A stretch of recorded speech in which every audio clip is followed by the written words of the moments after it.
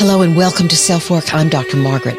Today we're going to be talking about optimism fatigue, or a new kind of depression. But here's a word from our sponsors.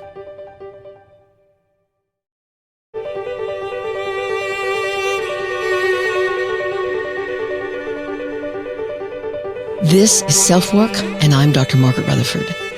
At SelfWork, we discuss psychological and emotional issues and what you can do about them, whether that's learning self-acceptance, taking action, or seeking therapy or treatment.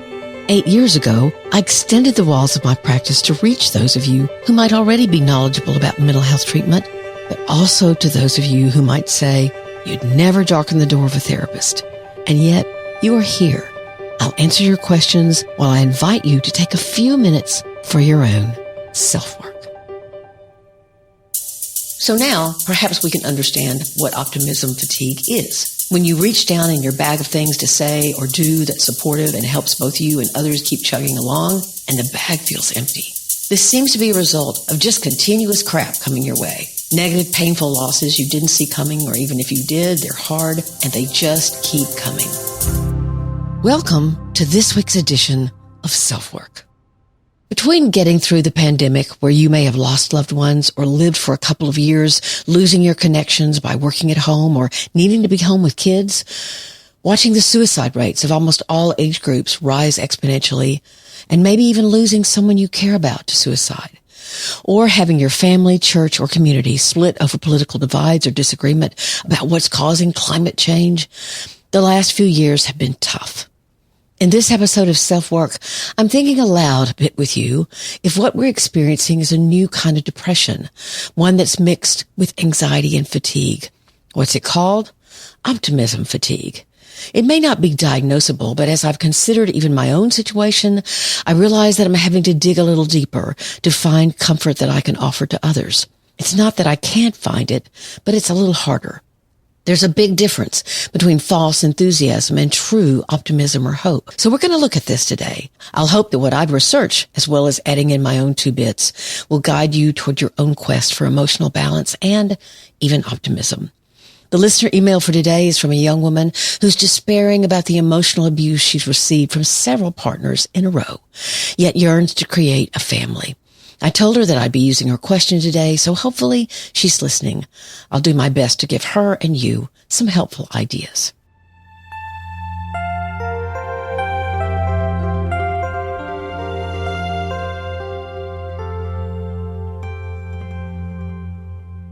I'm always surprised when I think of a term or I have an idea about what some problem could be called, and I look up the term, only to discover that there are people out there talking about the same thing I'm thinking about or observing in myself or others. It's kind of a nice surprise.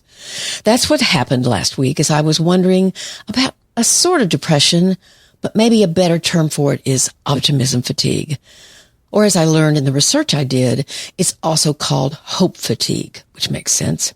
First, I found back in 2020, the year that the pandemic started, this reference to optimism fatigue on LinkedIn by a guy named Warren Schlichtig, as he questioned on LinkedIn what other leaders were doing and how they were handling or mishandling the response to the pandemic in their companies.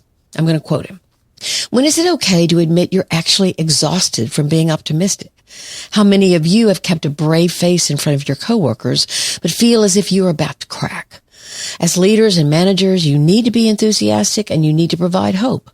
But as the pandemic stretches on, it's gotten harder to convey a positive attitude.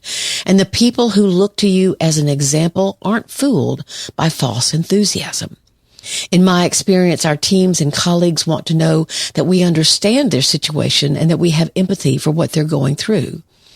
As colleagues and coworkers manage through schools that open only to close again a week later, sick relatives and high-risk family members, empathy and understanding are almost always more inspiring than a traditional, "we got this" message.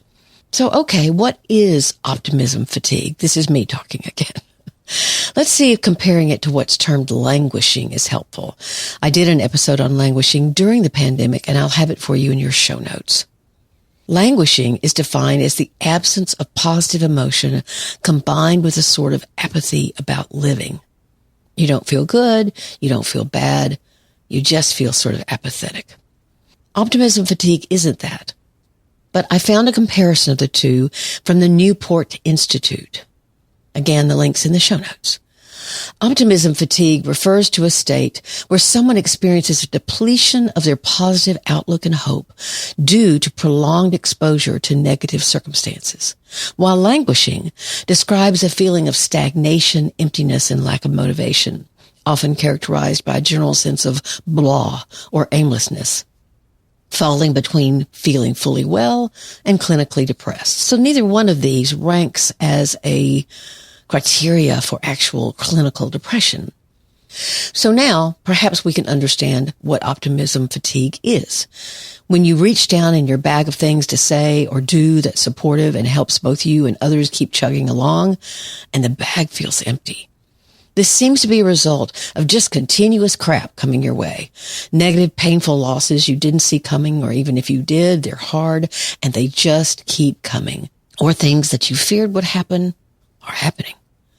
My dad lived to be 83, but his health suffered a lot during the last really half of his life, especially the last 10 years. But he had a bad heart attack when he was in his mid-40s. He was also dealing with watching my mother sink deeper and deeper into her own inner world while struggling with intense anxiety about seemingly innocuous things and demanding that he see them as she did. So in a way, every day brought a battle with her. They had nurses that came in every day, but I'm sure he was so sad to see his beloved Bet disappear. It seems as if every time he'd get a break physically or Mom would seem better, some other thing would happen. His body would fall apart in some other demeaning and frustrating way. He told me one time, "You know, Margaret, God's not supposed to give you more than you can bear, but I need to talk to God because he's way overestimating my abilities." Dad was funny like that. He always tried to see the humor in things. It's also pretty common for those who aren't aging well, as they put it, to feel this optimism fatigue. But what I'm noticing is that people of all ages seem to be trying to cope with it. What to me is the trap of optimism is this. To stay optimistic, what you believe should happen or what you want to have happen needs to happen. If in order to be optimistic, I need to lose a certain amount of weight, or I need to get the promotion I want, or get into the school I want, or have the baby I want, or whatever, that's a real trap. Because you have no control over that. You have influence, yes, but you don't have complete control. And what happens if you get what you want and it doesn't turn out the way you thought it would be?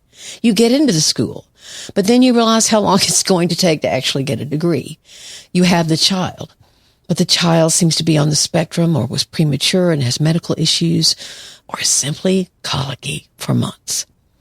If at the base of optimism is the requirement that the world give you back what you believe you need or want, then your optimism is likely to wane.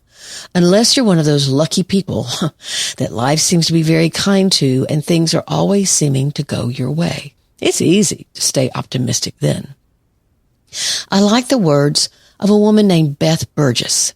She's an addiction specialist and author from London, and I believe it was on Reddit, or no, it was on Quota, that she shared what she believed was the difference between optimism and positivity.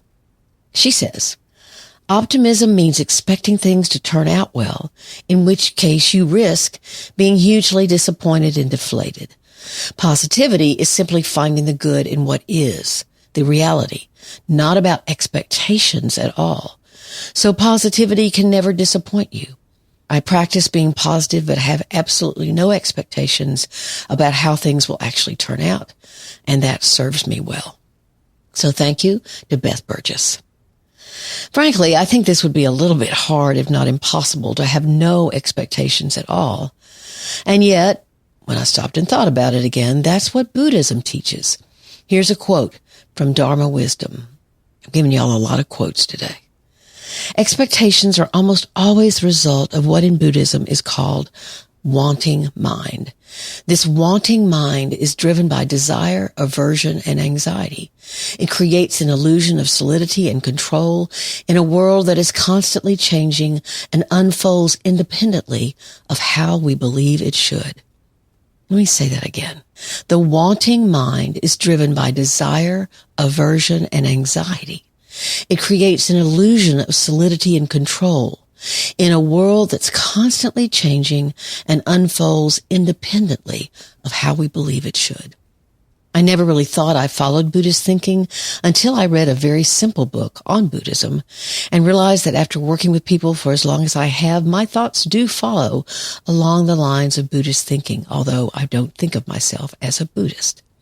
I guess this is one of the thoughts that I share with Buddhism, because I believe the answer to optimism fatigue, or of losing hope, of struggling to believe that we're not all going to hell in a handbasket, as my grandmother used to say.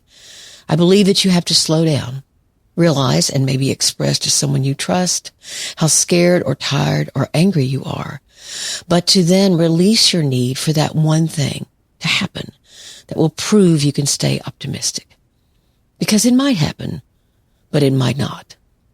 That ambiguity is something we all have to tolerate. It's not easy. So let's take a break, and we'll be back in just a moment. Did you know that perimenopause can begin as early as 35 or 40? If you're a woman, you may have experienced subtle hormonal changes much earlier than we used to believe menopause began, and you don't know what to do or where to get really good information. Perimenopause, or the years prior to the time when your body begins to slow down and eventually stop menstruating, it's a natural process, as is menopause itself. But that doesn't mean they don't have their own unique difficulties. Certainly, perimenopause threw me for some emotional loops, and some of those loops can be heavily intertwined with mental and emotional struggles. The good news is you don't have to suffer through it anymore, because now we have Hormone Harmony, a formula made only with herbal ingredients that are shown to reduce hormonal symptoms in women of all ages. It's become a phenomenon. Women cannot stop talking about it. A bottle of Hormone Harmony is sold every 24 seconds. That's 50 orders in the time it takes you to listen to SelfWork. Now, for a limited time, you could get 15% off your entire first order at happymammoth.com. Just use the code SelfWork at checkout. That's happymammoth.com and use the code SelfWork for 15% off today. If you're a football fan, you might know the Kansas City Chiefs are trying for their first three-peat of any NFL football team ever, meaning they'd win the Super Bowl 3 years in a row. It's never been done, as I said. So let's use this as kind of a solid example, not so serious example of maybe serious for the Kansas City Chief fans, but it's a solid example of the danger of optimism being tied to a certain outcome. If you're a Chiefs fan, then of course you want them to win. And if you're one of their super fans, then your whole world might revolve around such a win. Their opponents' fans, the Philadelphia Eagles, want to stop that from happening and, of course, win themselves. And their super fans want the same. Now, again, I know this is kind of a silly example. There's no comparing this kind of hope to hoping a friend lives through a difficult operation or that a cancer treatment is effective. I understand that. But in its very lightness, I want to make my point. What weight do you give the expectation? What will those superfans tell themselves, or how will they see life in general if they lose? Do they lose all hope? Do they lose all optimism? Ask yourself that. How often does something you're really hoping will happen, no matter how frivolous, is something that really affects you strongly? I will say there's true grief if what you desperately want doesn't happen. Again, there's grief over a football team not winning, and there's, of course, grief over much, much more serious things. I've sat with many people over the years who are trying to slug through that kind of trauma and grief and pain of the worst happening instead of the best. But what do I see in those same people? What do they do to survive? I think they do what Beth Burgess seems to believe in. They find the good in the moment. They hold on to the idea that although something tragic has happened, that this moment, the one they're living in right now, although terrifically painful, has meaning. They might have to work pretty damn hard to find that meaning, but it's there. They take one breath at a time, slow down, and work through the grief, not around it, not under it, but through it. It's not optimism. It's not desperately wanting. It's accepting this very moment. And there's some peace in that. So, is optimism fatigue a new kind of depression?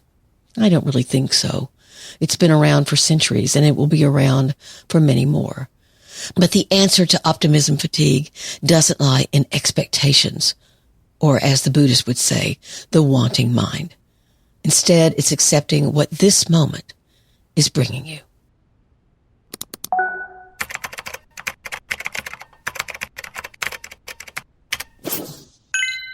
Our listener email today was full of pathos. I mean, it's kind of an old-fashioned word, but it's a good word for this, pathos. She says, I'm a 36-year-old girl or woman. I had 3 or 4 serious relationships, and in one of them I got divorced. I was in a relationship for 2 years, and last month we broke up. I got depression and anxiety last year and panic attacks, so I had to start using sertraline and trazodone.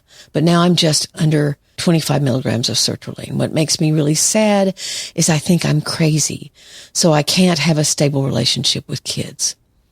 In 3 of these relationships, I couldn't trust my partners, and somehow after a while, that came true. They were cheating, at least emotionally, on me. I wish I could have a family, a kid, and a partner. I would like to know what to do to find a partner that I could have a family with, and there would not be any physical or emotional abuse. When my partner says I'm crazy, I wish I was dead. Wow. Certainly reading this email, I could hear this woman's despair. It's a little unclear whether she has children with any of these partners or not. And maybe what she's longing for is a child. But what I hear from her is that she's chosen partners who she hasn't been able to trust, who've been abusive and have made her feel crazy. Now, whether that trust problem is coming from her or whether it's actually a part of the partner she chooses is a little hard to tell as well.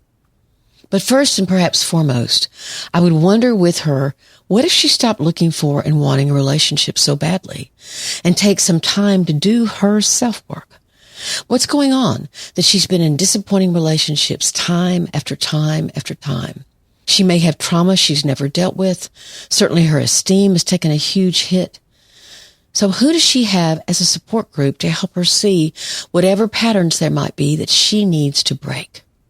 I have no idea whether this fits, but I do know that you can get on an almost addictive roller coaster of dramatic relationship after dramatic relationship, where all eventually fail because they're not based on mutual respect, goals that both of you share, and support for one another. So you have to get off that roller coaster long enough to begin to feel and choose differently. She doesn't mention therapy, which would likely be helpful. Her final statement, where she says she'd welcome death, her pain is obviously becoming very heavy for her.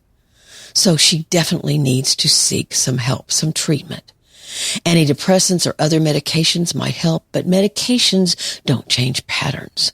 You have to see things differently, feel better about yourself, and create a life that you like for yourself, that you're proud of.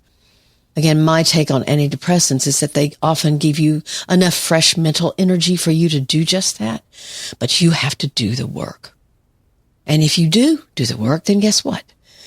You're much more likely to attract someone as a partner who wants their partner to feel good and competent, rather than attracting a partner who's looking for someone they can control or even abuse. I hope that's helpful.